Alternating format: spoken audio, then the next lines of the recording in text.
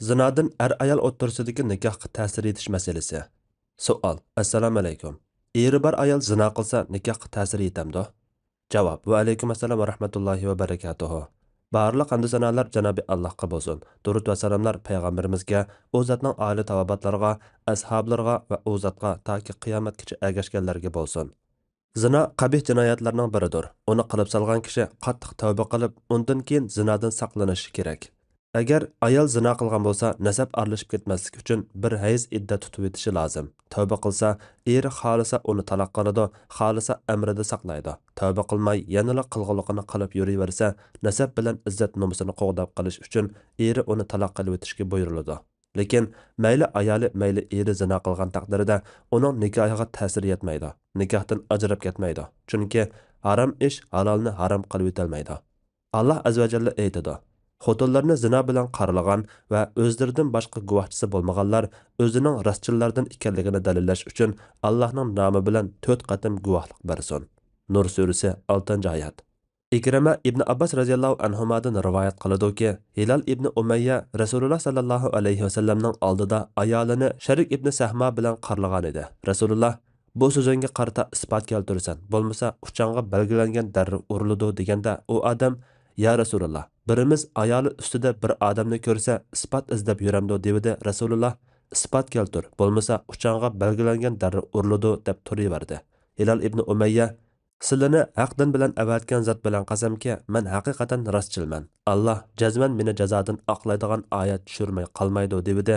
Shu chaqdira Jibril tushib Rasulullohga xotinlarni zina bilan qaralagan va o'zlaridan boshqa guvohchisi bo'lmaganlar o'zining rostchillardan ekanligini dalillash uchun Allohning nomi bilan 4 qatim guvohlik bersin degan oyatni oxirgacha o'qib berdi. Andan Rasululloh qaytib ketib, u ayolga odam avatdi. Andan Hilal kelib guvohlikdan o'tdi. Bu chaqda Rasululloh sallallohu alayhi vasallam: "Alloh biringlarning yolg'onchi ekanligini cho'qim biladi. Shunga sizlardan tavba qilg'uchi bormi?" deb so'rab turdi.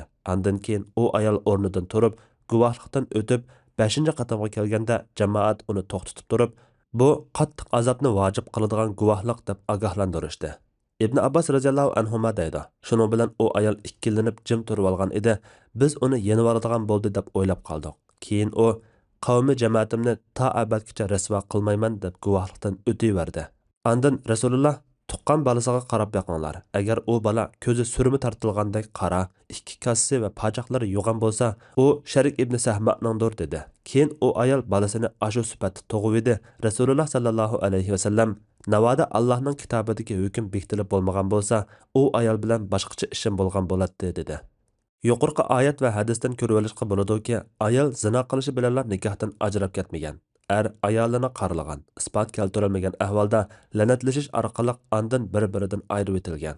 Imom Ibn Qudama aytadi: "Ayoli yoki eri zina qilib qolsa, bu zina ayolni nikohlab olib birga bo'lishdan burun bo'lgan bo'lsin yoki keyin bo'lgan bo'lsin, barliq olimlarning qarshida nikoh buzilib ketmaydi."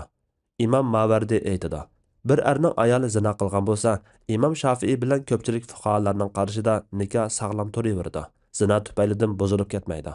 Albatta, agar bu zina jinoyati shar'iy yo'l bilan qozining yoki hokimning oldida isbotlanib qolgan ahvolda chalma-kesak qilish jazosi beriladi.